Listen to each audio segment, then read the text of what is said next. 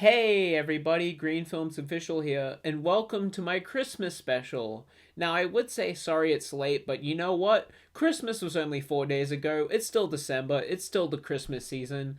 It's not late. This is going to be a special episode of Does It Hold Up, the series on this channel where I review classic pieces of art to see if they, well, still hold up, and that I've only done annually for some reason. In this episode, I will be taking a look at Robert Zemeckis' animated Christmas classic, The Polar Express. Now, I loved this movie as a kid, to like a kind of insane extent. I watched this movie so many times as a kid that the disc looks like this now. Yeah. Two of my favorite things ever as a kid were trains and Christmas, so it doesn't surprise me that I loved this movie as much as I did. But one question remains. Is it as good as younger me thought it was, or has it aged terribly? Well, let's find out. I want to start off by saying that the premise for this movie is sick. Like a magical train that takes you to the North Pole, I think is a really cool idea for a fantasy Christmas film. I was utterly obsessed with trains as a kid, and while I'm not quite as obsessed now, I still love them. I really enjoy train rides. So a train ride to Santa's domain? Sign me the hell up! Something that's held up remarkably well about this movie is the sound design. This movie sounds awesome. A scene I've always remembered is the hot chocolate scene, and this scene sounds great. The clickety-clack of the waitress's shoes as they dance, the sounds of the mugs and the hot chocolate flying through the air, it's just really nice sounding. The conductor punching the tickets, Hero Girl's ticket blowing in the wind, the ice cracking as the train freaking slides across it, the wooden puppets, even the train's engine. This movie is just straight up ASMR, man. And the soundtrack as well is absolutely gorgeous to listen to. It is so beautiful and it captures the Christmas spirit really well. There are some pretty creative shots here as well, like this shot of Santa's shadow towards the end of the film. But the main shot that sticks out of my mind is this tracking shot of Hero Girl's ticket as it's blown out of the train and has this long journey back to the train. I think it's a very neat idea that's executed pretty well, and it stands out as my favorite shot of the entire movie. I think the framing in a lot of these shots is pretty clever as well. Some of the lighting is downright impeccable, and it gives the film a great atmosphere. A lot of the voice acting is still pretty great too, I reckon. I think Tom Hanks suits the conductor character very well.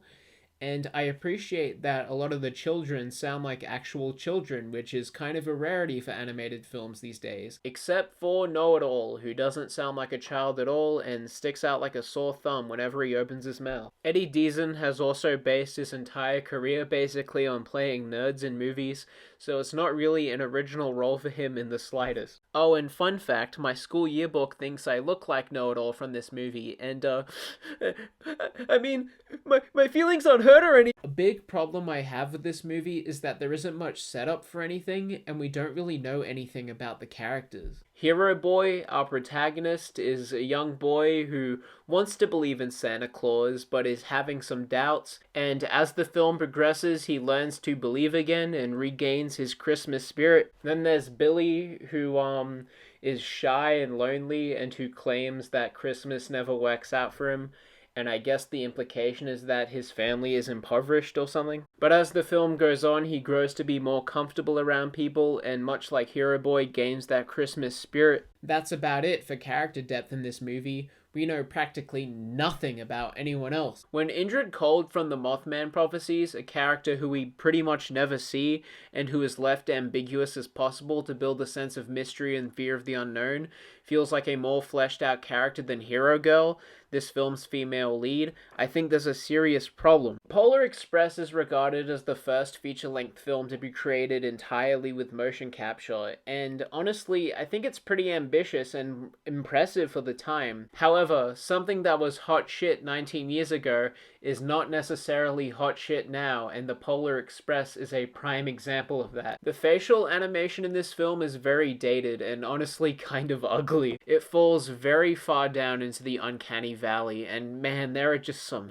hideous close-ups. I don't know, call me shallow, but I think the fact that every character in this movie looks so weird kind of makes it harder to watch and appreciate nowadays. I want to be moved by this scene of Hero Girl and Billy singing together, but I can't help but be distracted by the fact that they look like CGI goblins when their mouths move. The film also just has a very murky and unsaturated color scheme, which prevents it from looking as good as it could and honestly takes the magic away a bit. It's such a frustrating movie for me because a lot of the time I like what it's doing, I just don't like the way that it's doing it. So, does the Polar Express hold up? I'm gonna pull a first for this series and say that honestly, no, not especially well. Although it has moments of genuine magic, that can't help it from the fact that a lot of it just feels really dated now. Just 10 years after this film's release, we had Dawn of the Planet of the Apes, and the motion capture in that film blows this film out of the water. Motion capture has progressed considerably over the years, and has kind of left Polar Express in the dust as a result. And even the rest of the animation, while looking absolutely beautiful in some areas, looks kind of ugly in others. As I mentioned before, while it definitely has some very strong elements, the whole thing just feels kind of dated now. However, just because a movie doesn't hold up, that doesn't mean that it's bad. I think this film holds a pretty heartwarming message about the good the Christmas spirit can bring out in people, and why it's worth something believing in and holding on to. And hey, I think that's kind of beautiful. And so even if Polar Express is pretty dated now,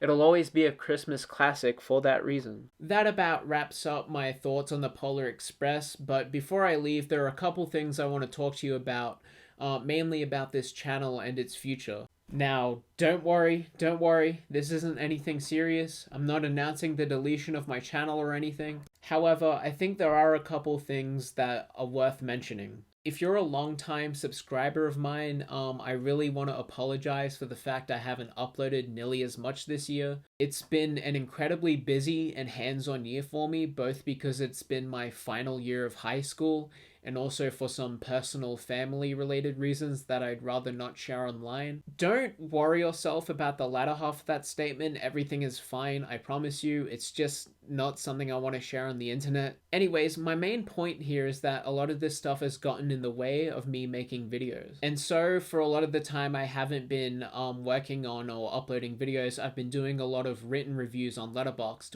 I've always wanted to get Letterboxd anyway, but I think the written reviews have been a nice way for me to provide content for you guys when I haven't been able to make videos. And I'm probably going to continue to do the written Letterboxd reviews for as long as I do movie reviews on the internet. However, I don't want it to seem like the Letterboxd profile is slowly but surely replacing this channel. And so what I'm saying is, I'm hoping to upload a lot more next year. I have a lot of interesting and fun video ideas which I think you guys are going to love, and I have plans to introduce a new series to the channel which I'm very excited for. I'm gonna keep this series top secret until I reveal it to you guys, but it's something I've wanted to do for a while and I'm kind of shocked I haven't done already. I strongly believe that 2024 is going to be a very good year for this channel, and I'm very excited to show you guys the stuff I have in store. There's gonna be a mix of things that I normally do on this channel, as well as some things that are a bit different, and I hope you guys are just as excited as I am.